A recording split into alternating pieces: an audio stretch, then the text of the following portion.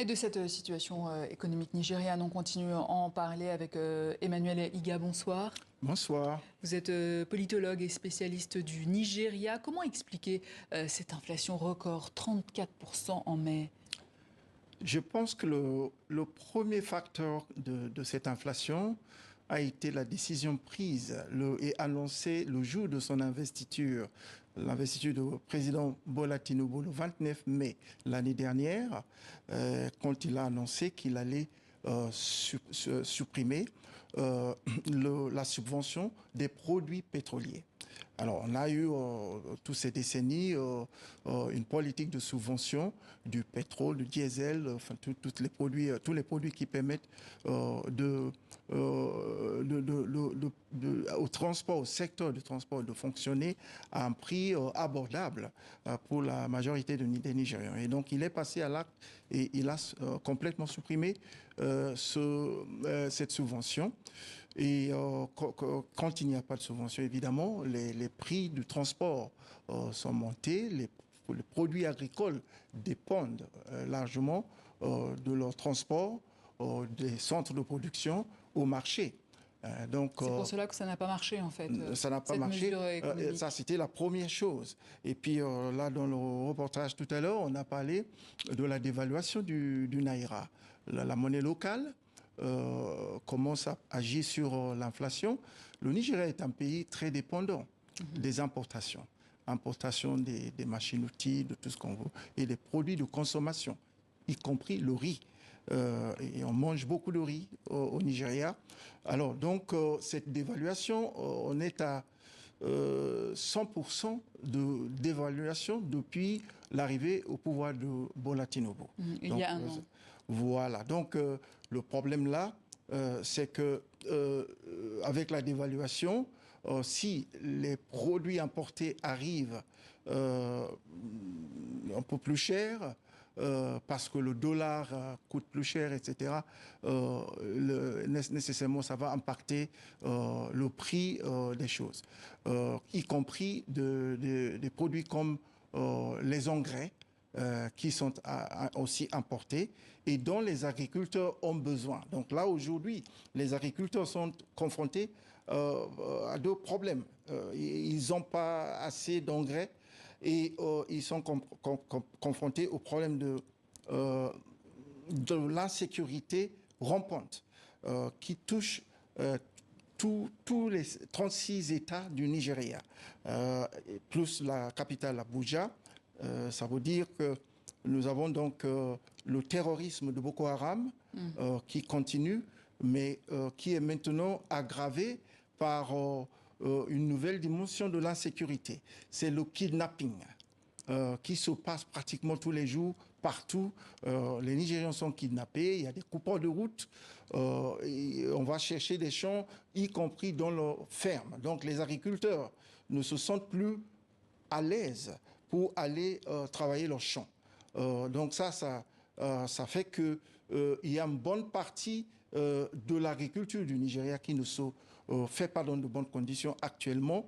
Donc nous avons une chute de la production agricole et le peu de produits qui continuent de circuler est vendu beaucoup plus cher. Est-ce que le problème aussi, c'est que le Nigeria est trop dépendant de sa production pétrolière? Oui, le Nigeria est très dépendant et c'était une erreur parce que avant le pétrole, le Nigeria était un pays essentiellement agricole et qui était autosuffisant en matière de production des denrées alimentaires. On était autosuffisant, on n'importait pratiquement rien.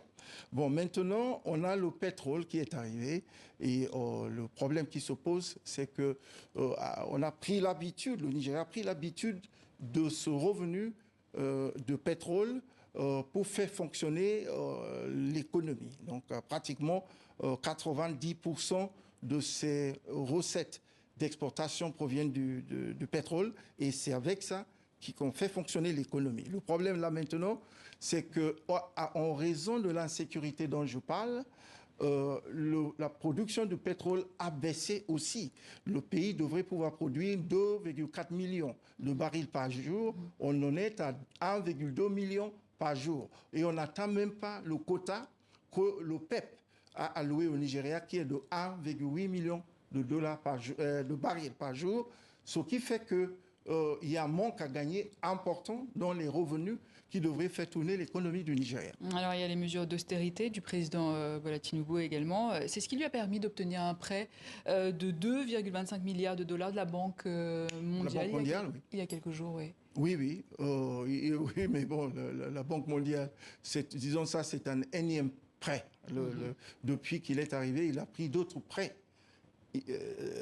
à la Banque mondiale ou même à la Chine. Donc, ça fragilise encore l'économie parce du pays. que la charge du remboursement de ces prêts et de leur intérêt est très lourd. C'est très lourd et ça pèse énormément sur l'économie. Et l'argent, il n'y en a pas.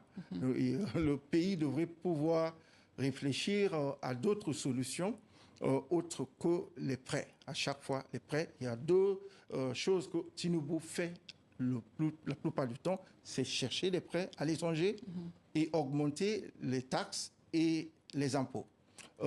Et ça, on a vu un peu ce que ça a provoqué au Kenya ces derniers jours. Mais oui, on a vu les manifestations meurtrières qui sont déroulées. Les responsables politiques nigériens sont en train de regarder sur leur écran de télévision ce qui se passe au Kenya. Alors, ça ne se passe pas au Nigeria. Vous parliez du bilan économique, on va dire, du président Tinubu. Bilan sécuritaire également, si on pouvait dresser un bilan sécuritaire depuis un an. Le bilan sécuritaire est pratiquement zéro.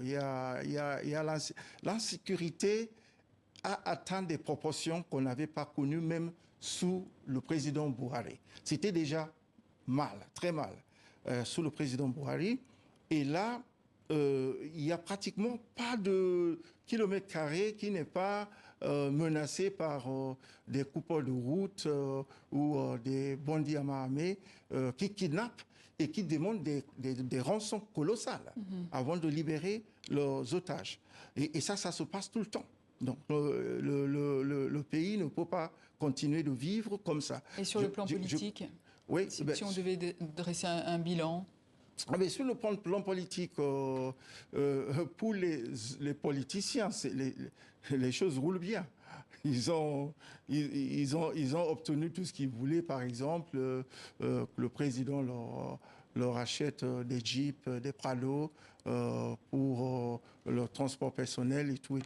Ils sont au nombre, les législateurs, je veux dire, ils sont au nombre de 450 et on aura distribué des voitures. Dans la gestion politique du pays. Oui, mais la gestion, c'est ça que je veux dire, que nous devrions avoir une situation où l'exécutif, donc dirigé par Tinubu, est bien contrôlé par l'Assemblée nationale.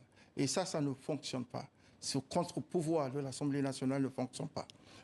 Parce que, voilà, on a une Assemblée nationale qui dit pratiquement oui, qui accepte tout ce que l'exécutif envoie comme loi ou comme politique budgétaire, etc. Emmanuel Oiga, merci. Je rappelle que vous êtes politologue et spécialiste du Nigeria. Merci beaucoup.